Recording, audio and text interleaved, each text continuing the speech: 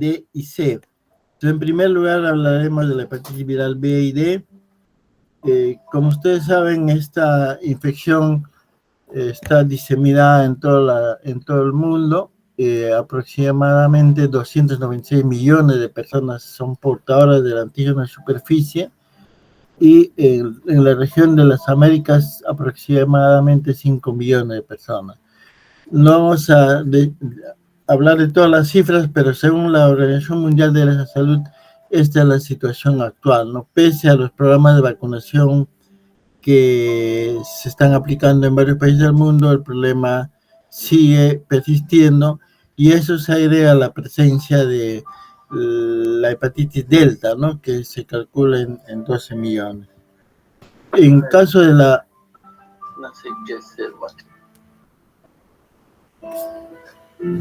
En el caso del virus de hepatitis B, es un virus cuyo material genético es ADN, y tiene una cubierta externa que es el antígeno de superficie.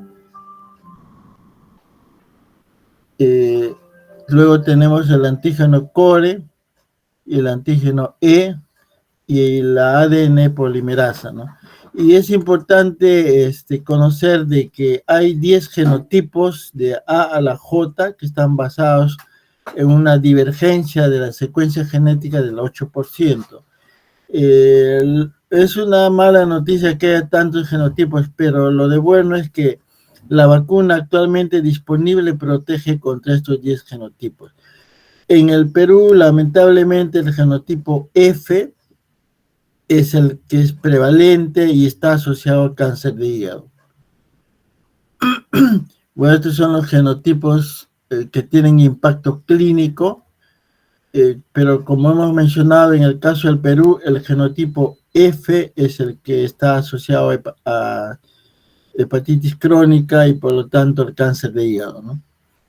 En el mundo, igualmente, en caso de Sudamérica, predomina el genotipo F, el subtipo ADW4, que también está en Perú, y los genotipos A y F, H y F en Sudamérica también. Se estima de que hay un plan para eliminar la hepatitis B en el 2030, y esto fue un plan que se propuso con la OMS. Sin embargo, la ocurrencia de la pandemia ha hecho que se retrasen los programas de vacunación, y este intento de reducir esas tasas de infección a nivel mundial se han detenido, y tenemos que retomar el plan de eliminación, porque esto es una enfermedad que sí se puede eliminar si es que las coberturas de vacunación están por encima del 95%. Un aspecto en este virus que se decía que la inflamación hepática se debía a la migración de linfocitos, y casi exclusivamente se pensaba que la fisiopatología era por eso. Sin embargo, ahora se sabe que tan importante como la migración de linfocitos para producir la inflamación es el efecto citopático también que produce el virus en el hepatocito. Entonces hay que repensar la patogenia, como la lesión hepática puede ser causada por altos niveles de replicación y acumulación de productos virales, y también puede ser directamente citopática, ¿no? O una mezcla de ambos, como hemos mencionado. Y hemos mencionado que en Perú es el genotipo F el que predomina, y el subtipo ADW4, que eso el año 2003 se hizo un estudio para determinar la presencia de este subtipo. En el caso de la hepatitis delta, el genotipo 3 es importante. ¿Y por qué hablamos de genotipos? Porque esto al final va a tener una trascendencia en cuanto a las terapias que se desarrollen, la aparición de resistencia, o también puede haber un escape a las vacunas, ¿no? Entonces es importante tener información basal para ir evaluando en el tiempo. Este virus tiene receptores en el hepatocito, por donde va a ser su ingreso y se va a apoderar de todo el sistema de replicación que tiene tanto en el núcleo como en el citoplasma. Pero acá lo que quiero destacar en este gráfico es que parte del DNA de este virus se va a incorporar al DNA del hepatocito. Y este DNA de doble cadena que se inserta es el que en el futuro, si la persona queda como portadora crónica, va a inducir al cáncer de hígado. Entonces, si bien se han determinado pruebas de laboratorio para medir la carga viral del virus que circula en torrente circulatorio, no tenemos una información precisa si este DNA del virus se ha incorporado y en qué proporción se ha incorporado, porque pese a la terapia, esto puede estar jugando un rol importante en el desarrollo de cáncer de hígado, ¿no? Por otro lado, esta es una gráfica bastante conocida de las fases de la infección crónica. Y la infección crónica implica que una persona infectada mantiene el antígeno en superficie más de 6 meses, ¿no? En una primera etapa, que es la inmunotolerante, el antígeno es positivo. Luego viene una fase de clearance en la que va a haber un incremento de las transaminasas. Luego va a haber una fase inactiva del portador crónico. Sin embargo, estos marcadores, dependiendo también del genotipo, pueden estar presentes o no. Esta era una clasificación hecha en el hemisferio norte. Sin embargo, vemos que en Perú, por ejemplo, el antígeno E no es tan prevalente como en Asia. De modo que sí es importante destacar esta variación que tiene los niveles de transaminasas en las diferentes fases. Este virus es altamente infeccioso. En 1 mililitro de sangre puede tener 10 a la 2 o hasta 10 a la 9 partículas de este virus. Igualmente son altas concentraciones en semen o secreción vaginal, ¿no? Este virus sobrevive en sangre seca durante semanas y se mantiene fuera del organismo al menos durante 7 días. Y esto es importante sobre todo para cuando ustedes sean externos o internos, no manipulen la sangre sin las medidas de bioseguridad, ¿no? Porque a veces se dejan muestras de sangre en los veladores junto a los pacientes y esas son prácticas que deberán estar proscritas. Los desinfectantes como más efectivos, el conocido hipoclorito de sodio, el etanol, y en equipos como endoscopios, por ejemplo, hay que utilizar sustancias como el formaldehído o el glutaraldehído para evitar la alteración de la superficie de estos equipos que son altamente costosos. En el caso bueno, esto lo vamos a ver luego, pero solo quería mencionar de que cuando hay una infección por el virus Delta, esta va a ocurrir de dos maneras. Uno es la superinfección, cuando una persona es portadora crónica del virus, ocurre una infección por el Delta. Esto va a conllevar a que casi el 90% de las personas va a ir a la cirrosis o al cáncer de hígado, y el 10% va a tener una recuperación espontánea. En el caso de la coinfección, o sea, cuando los dos virus entran juntos, va a haber una infección aguda, el 90% va a tener una recuperación espontánea, el 5% va a ser formas severas, de formas fulminantes, que antes eran frecuentes en zonas como Abancay, Quillabamba, Huanta, o en las zonas de la selva, o en militares que visitaban la Amazonía. El mapa de arriba son zonas hiperendémicas de hepatitis B, el año 96, y el 2005 este mapa nos muestra una reducción de la endemicidad a nivel mundial. No es uniforme esta reducción, pero es importante saber de que esto se ha reducido de manera importante. En el caso del Delta tenemos también una distribución mundial. En el hemisferio norte más es debido a la al uso de drogas endovenosas, que es un factor de transmisión, y el caso del hemisferio sur, en particular la Amazonía, los mecanismos de transmisión son similares al del B. El genotipo 3.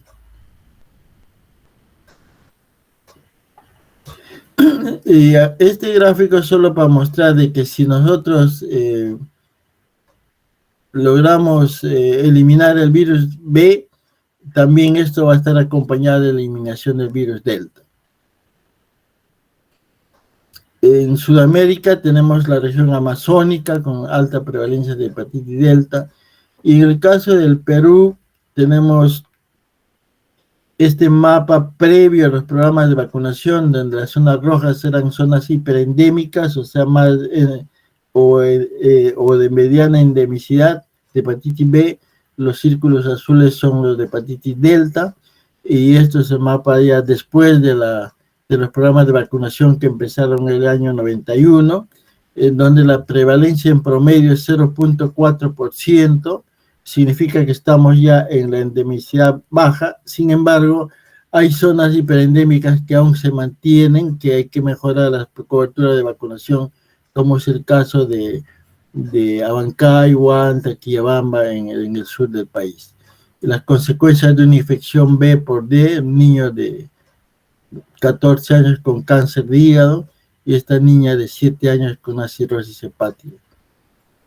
Entonces, la transmisión de la hepatitis B, fundamentalmente conocido en la literatura, es la sexual, la parenteral, la perinatal, ¿no? O vertical de madre a niño.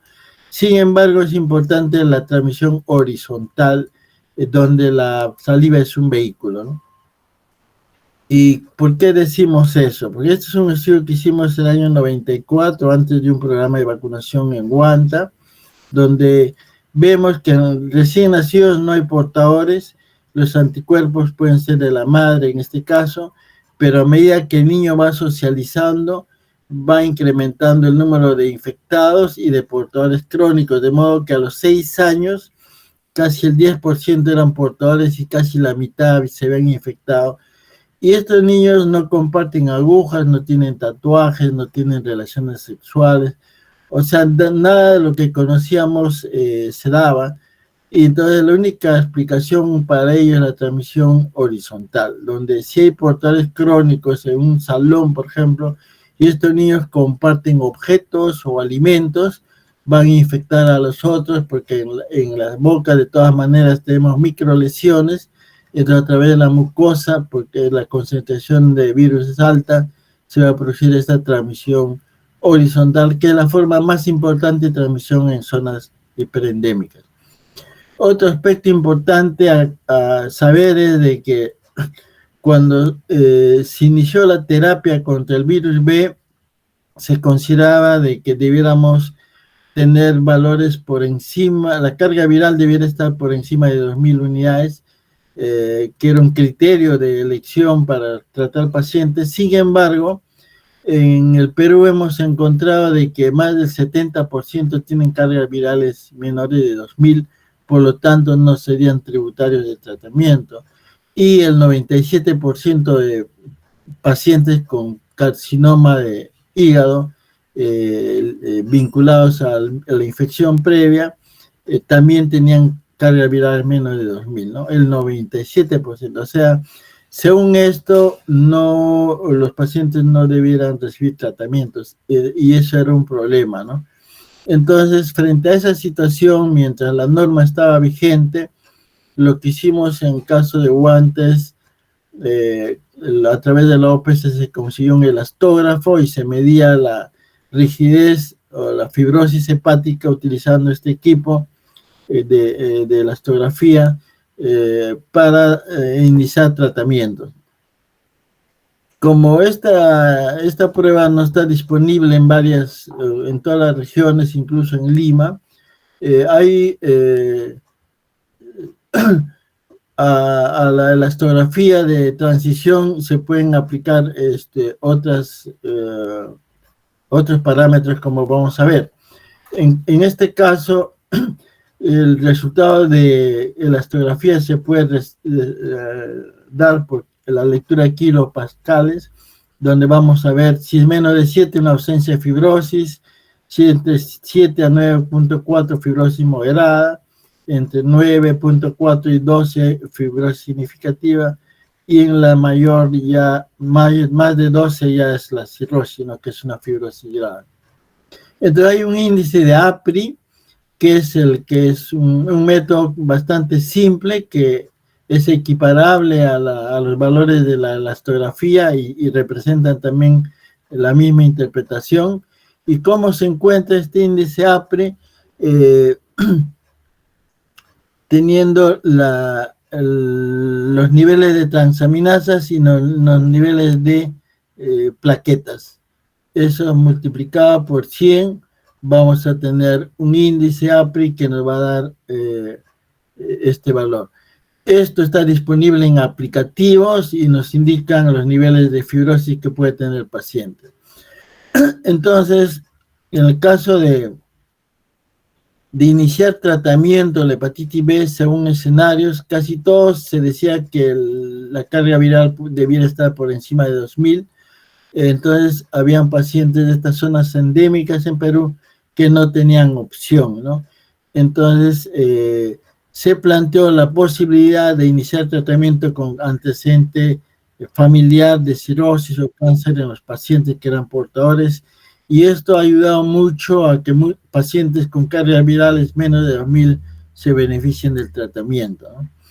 Esto es un fluxograma que hicimos, está en un texto que se publicó el año pasado y que lo podemos compartir, también está en PDF, para el manejo de los antivirales, ¿no?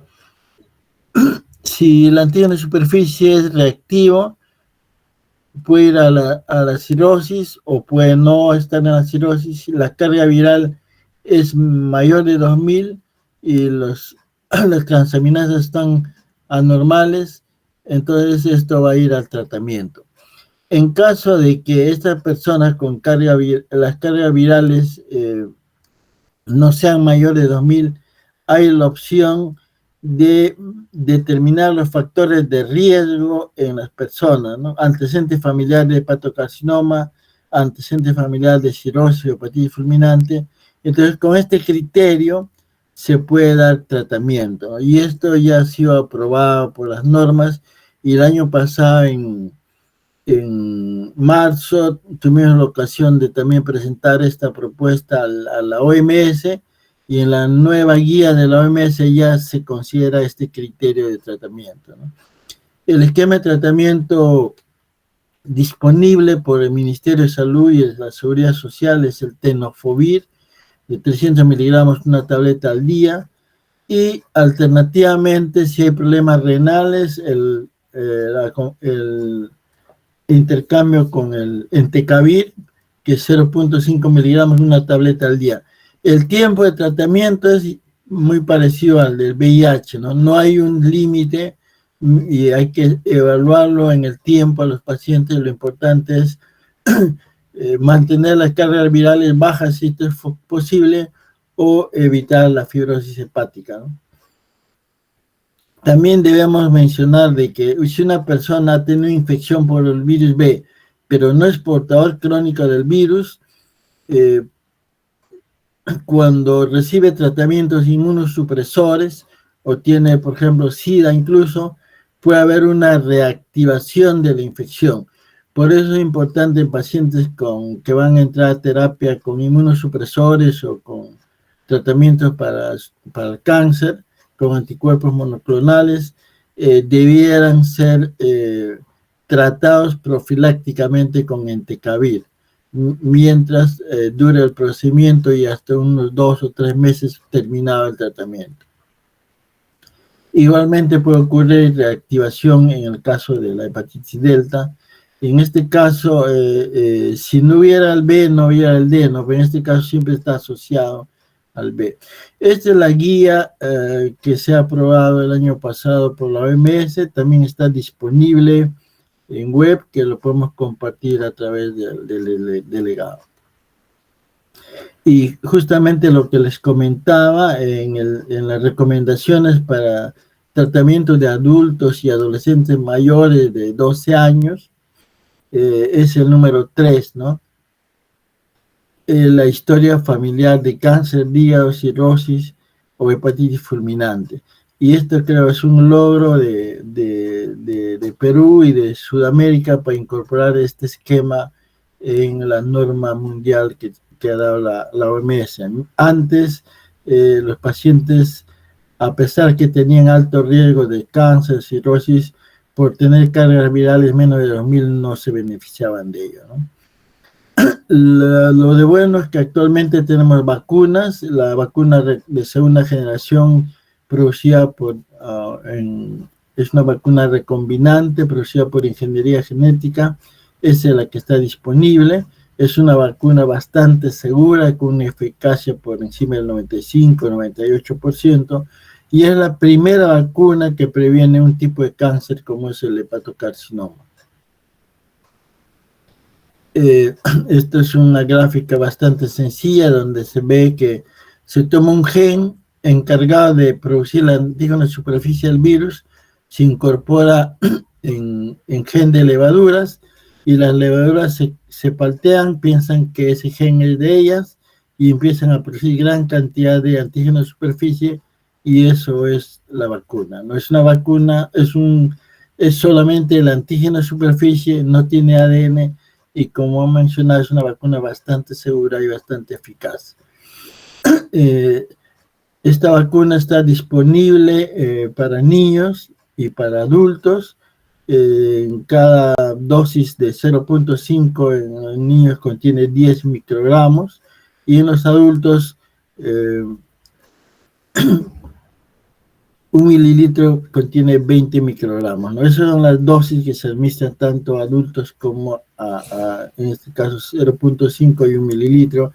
En el caso de los niños, la vacuna está incorporada dentro del programa de inmunizaciones. Se pone una primera dosis en el recién nacido y las otras 3 dosis junto con la pentavalente. Y en el caso de adultos, el esquema más apropiado es las 3 dosis con un intervalo de 1 mes. Bueno, esto como he mencionado, la vacuna hepatitis está junto con los otros componentes de esta vacuna pentavalente. Y acá las mamás siempre cuando uno les pregunta, ¿lo han vacunado contra hepatitis B? Las mamás dicen, no la han vacunado. Pero hay que explicarle que esta vacuna, o sea, si ha recibido la pentavalente, sus 3 dosis, está protegido. Además, en la norma se mantiene el hecho de vacunar la primera dosis al recién nacido. Estas son las comunidades que han sido más afectadas, las comunidades nativas, donde las migraciones intensas que han ocurrido durante la época de violencia ha hecho que la transmisión sea mayor, esa horizontal que se mencionaba, y el problema es el acceso a servicios e incluso la vacunación. Son elevadas prevalencias que se daban en esta zona y la vacunación es el método más costo efectivo que se ha dado. En Perú empezamos en el 91 vacunando a niños en Abancay, luego en Huanta el 94, el 96 ya en menores de 1 año en áreas hiperendémicas y entre el 97 y 2004 se hizo una vacunación universal menores de 1 año en Perú, ¿no? El impacto se ha visto de que acá el año 94 había 10% de portadores niños. Los niños que nacieron en el 94 y fueron vacunados, se hizo una evaluación en el año 97 y ya no había portadores crónicos. Igualmente la tasa de infección de 28% bajó a 3.6. Los chinos hicieron un modelo matemático para ver la dinámica del estado de portador. Ellos concluyeron de que si vacunamos solo a niños, debiéramos esperar 70 años para eliminar la infección. Por eso es que la recomendación era hacer campañas masivas de vacunación para no retrasar tanto esto, porque la vacuna cuesta $0.5 y puede salvar vidas, ¿no? Las consecuencias que hemos dicho, de zonas hiperendémicas hemos pasado a zonas de endemicidad baja, pero todavía con algunas áreas que pueden estar como catalogadas como intermedias.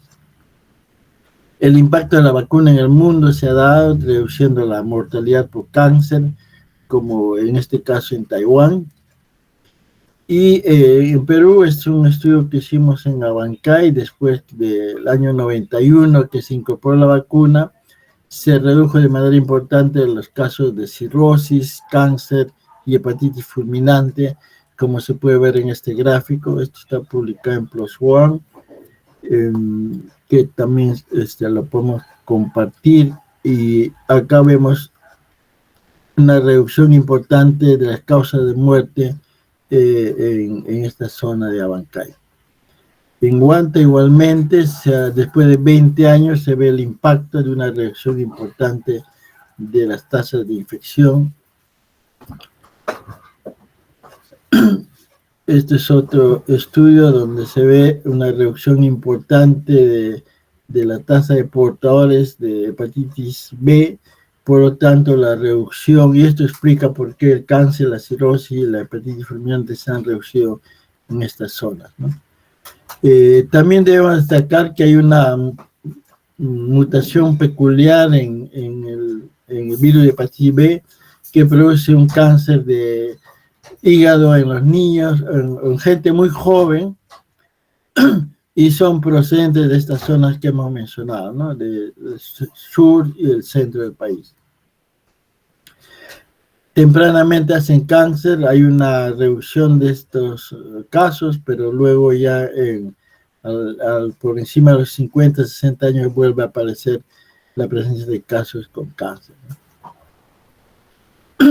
Actualmente se discute la eficacia y seguridad de nanopartículas que pueden tener un efecto de tratamiento para los pacientes portadores crónicos de B.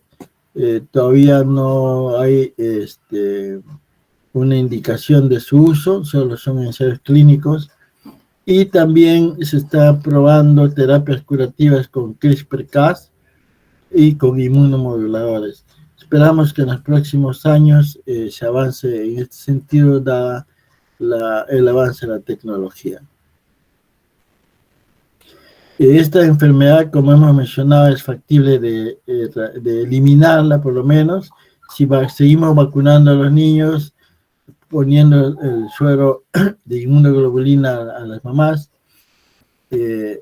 detectando tempranamente a los portadores y tratándolos, y vacunando, obviamente, a todos. Ningún niño debiera estar sin la cobertura de vacunación, y teniendo la ventaja de que se vacuna a recién nacidos, y en la pentavalente no solamente estamos protegiendo contra B, sino contra las otras 4 infecciones, ¿no? Entonces es posible la eliminación, sí es posible con la vacunación, y también hay una evaluación importante para ver si se puede eliminar la infección como tal en las personas.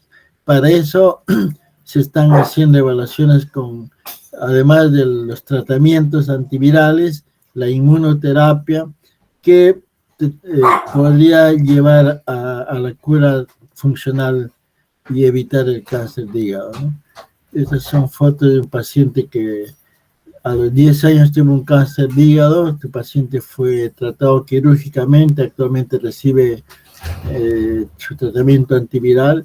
Entonces esto nos indica pues que no hay que tirar la toalla aun cuando estemos frente a un cáncer, ¿no? Y esta señora que con su autorización podemos ver esta foto, portadora crónica, tiene 2 niñitas que se han vacunado, son libres de la infección. Tenemos un programa de eliminación en esta zona que ha sido interferida por la pandemia, pero que se está retomando en Huanta en particular. Y luego vamos a ver el caso de la hepatitis C, que es un virus cuyo material genético es RNA, que también tiene una envoltura lipídica y una envoltura de glicoproteínas, y cada una de estas estructuras se va a reflejar en estos genes estructurales y no estructurales, ¿no? O que van a determinar la presencia de proteínas estructurales y no estructurales para consolidar este virus. Este virus se replica por billones diarios, igualmente tiene receptores en el hepatocito, tiene una gran capacidad de replicar, como vamos a ver, y el material genético es RNA. Y no tenemos una vacuna contra este virus por la gran capacidad de replicación que tiene hasta el momento. No se ha podido contar con una vacuna. Este es un virus de la familia Flaviviridae, es un RNA monocatenario. Tiene una capacidad replicativa en células linfoides, y como ven acá, la producción es de 10 a la 10 a 10 a las 12 billones por día, ¿no? Y esto es un problema, siendo un virus RNA con alta capacidad de replicación, no se ha podido lograr hasta el momento una vacuna, como está ocurriendo con el VIH, ¿no? Pese a ya más de 2 décadas de estudios de vacunas, no se ha podido conseguir por esta característica que tiene este virus. Hay mecanismos de persistencia de este virus, va a depender de la variabilidad genómica, la baja inmunogenicidad o la interacción de proteínas virales, y esto va a inducir una evasión de la respuesta inmune. Por otro lado, este virus tiene infección extrahepática también, no es exclusivamente del hígado. Los genotipos descritos hasta el momento son los que figuran acá. Lo que hay que destacar que en Sudamérica y en Perú el genotipo 1A y 1B son los prevalentes. Igualmente este virus lo que hace es ingresar al hepatocito, va a liberar su ARN y a través del ARN mensajero va a traducir para seguir su procesamiento para la cápsula y su ensamblaje y luego su secreción. La prevalencia en el mundo es la que figura acá. Se consideran nuevas infecciones como 67,000 en el caso de las Américas, pero este problema es más frecuente en el hemisferio sur, a diferencia de la hepatitis B y delta que tenemos. Como hemos mencionado, el gen 1 es el más prevalente en las Américas, en Europa y Australia, ¿no? En el caso nuestro, pero también hay subgenotipos, y antes el tratamiento estaba orientado según esta variabilidad genética. Estudios de prevalencia hechos en Perú muestran pues la presencia de la hepatitis C en grupos de riesgo, ¿no? Hemodializados, politransfundidos, tenían una prevalencia alta de infección por este virus. En población general la prevalencia es muy baja, menos de 1 o 0,1. Sin embargo, en estos grupos de riesgo sí es importante su evaluación, y también en personal de salud que manipula sangre y secreciones, y pueden haber accidentes también punzocortantes, ¿no? Este es un estudio, por ejemplo, hecho en Perú, donde se puede ver la hemofilia y otros desórdenes que reciben buena cantidad de bolsas de sangre son los que tienen una prevalencia mayor. Igualmente los hemodializados. En el caso de donantes, la prevalencia, como se ha mencionado, es bastante baja. Este estudio que incluso cuando había problemas todavía con los tamizajes, estaba en 0,3%. Clínicamente, la hepatitis aguda solo se da en el 20% de los que son debidas a hepatitis C, y el 80% va a ir a las formas crónicas, ¿no? Y las transaminasas pueden ser normales o alteradas, y ese es un ciclo que se va a repetir a través del tiempo. Estas personas infectadas en las infecciones crónicas van a desarrollar cáncer de hígado, también manifestaciones extrahepáticas, ¿no? Las vías de transmisión, como se ha mencionado, la transfusión de sangre, las inyecciones. Obviamente antes no se usaban los descartables, pero en algunos pueden haber accidentes, tratamiento dental, tratamiento quirúrgico, hemodiálisis y la transfusión sobre todo, ¿no? En el hemisferio norte, más los consumidores de drogas inyectables, transmisión sexual, tatuaje, el compartir afeitadores también y transmisión vertical. Y hay algunos factores del huésped y del virus que favorecen la eliminación espontánea, ¿no? Por ejemplo, en el caso del huésped, del ser mujer, de etnia blanca, la ausencia de coinfección por VIH hace de que la eliminación sea mayor, y aquellos que han tenido también la hepatitis aguda sintomática tienen menos probabilidad de quedarse como portadores. Por otro lado, algunos alelos y genes que están en el virus de hepatitis C van a también favorecer que esta eliminación espontánea sea más marcada. Esto para mencionar de que antes la prevalencia de hepatitis C era muy alta en personas que habían recibido sangre. Esto se ha reducido de manera importante, y esto es en Estados Unidos, como es que prácticamente se ha desaparecido la hepatitis C a través de la transfusión de sangre.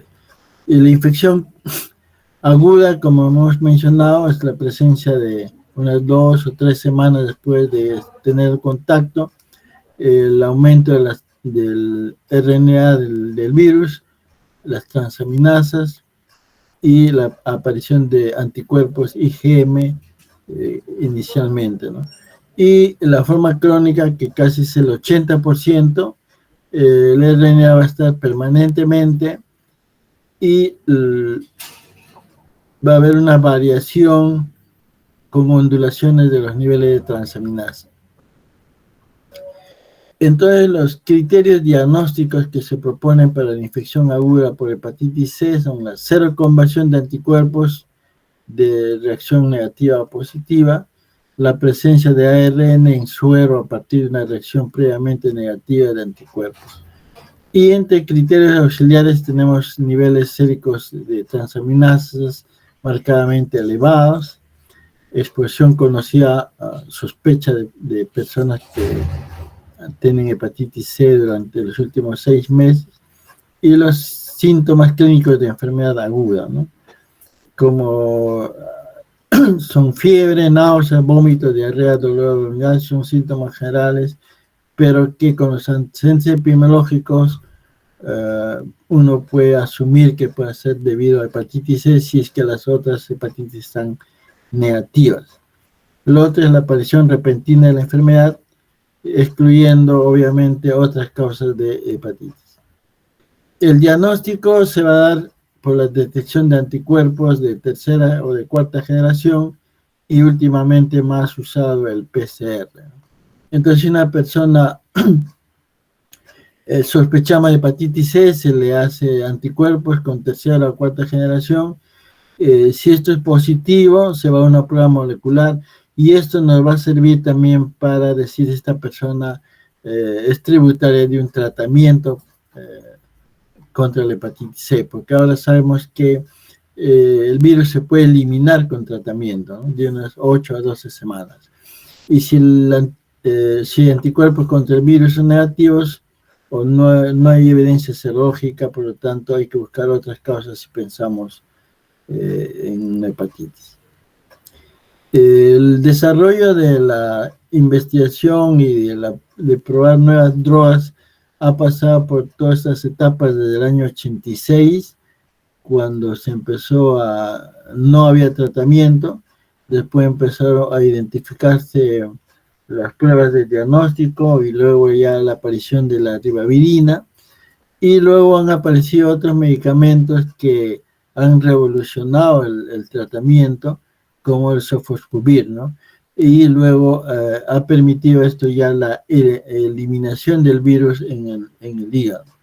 Entonces, actualmente tenemos el esquema de sofosbuvir, velpatasvir, en esta combinación, una tableta por día por 12 semanas, sofosbuvir, daclofenacin, una tableta por día, cualquiera de estos esquemas, no es los dos juntos, ¿no? Uno de ellos. Y el primero puede ser utilizado en personas sin cirrosis o con cirrosis compensada, y el sofosbuvir, daclofenacin, puede ser utilizado en personas sin cirrosis o con cirrosis compensada.